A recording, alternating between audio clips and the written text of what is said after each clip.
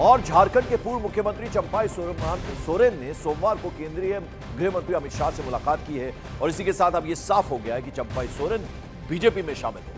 मुलाकात के दौरान असम के सीएम और झारखंड में बीजेपी के सह प्रभारी हेमंत बिश्व शर्मा भी मौजूद रहे।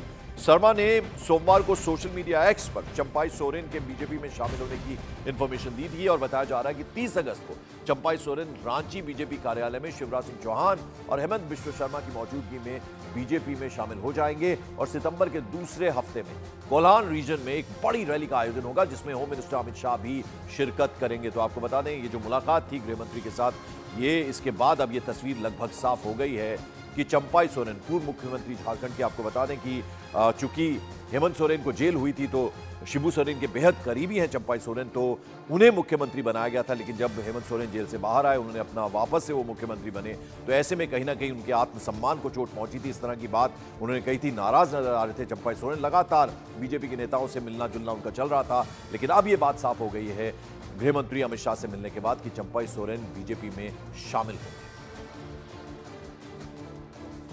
और असम के सीएम हेमंत बिश्व शर्मा ने सोशल मीडिया एक्स पर लिखा, झारखंड के पूर्व सीएम और हमारे देश के प्रतिष्ठित आदिवासी नेता चंपाई सोरेन ने माननीय केंद्रीय गृह मंत्री अमित शाह से मुलाकात की। वो 30 अगस्त को रांची में आधिकारिक तौर पर बीजेपी में शामिल होंगे। तो यानी अब इस बात से पर्दा बिल्कुल उठ गया है, क्योंकि ऐसा भी समझा जा रहा था कि कोई अपना अलग दल बना सकते हैं, लेकिन अब चंपाई सोरेन बीजेपी में शामिल होंगे। और चंपाई सोरेन 30 अगस्त को बीजेपी का दामन थाम लेंगे। लेकिन यह सब एक दिन में नहीं हुआ, बल्कि इसके लिए बाकायदा कई दिनों का समय लगा और इसमें हेमंत बिश्व शर्मा की अहम भूमिका रही है। जेएमएम यानी झारखंड मुक्ति मोर्चा से नाराज चंपाई सोरेन अलग दल बनाने के ही इच्छुक थे। पिछली दिल्ली की यात्रा में उन्होंने इस बात के संकेत भी दिए थे, इंडिकेशन दिए थे, लेकिन बीजेपी का जो टॉप लीडरशिप है उनका यह मानना था कि चंपाई सोरेन पार्टी ज्वाइन करें ताकि आदिवासी वोटों को झारखंड विधानसभा चुनाव में वो अपनी तरफ डाइवर्ट करने में कामयाब हो।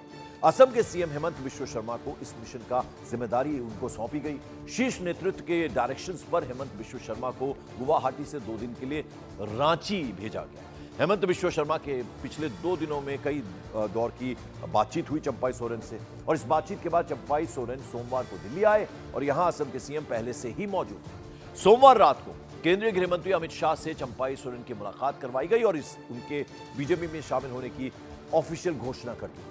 सूत्रों के मुताबिक चंपाई सोरेन को आश्वस्त किया गया है कि झारखंड कोल्हान रीजन की करीब आधा दर्जन सीटों में उनकी पसंद के जो आदिवासी फेसेस होंगे, चेहरे होंगे, उन्हें टिकट दिया जाएगा और प्रदेश में बीजेपी चुनाव प्रचार अभियान का वो प्रमुख चेहरा होंगे, यानी फेस होंगे।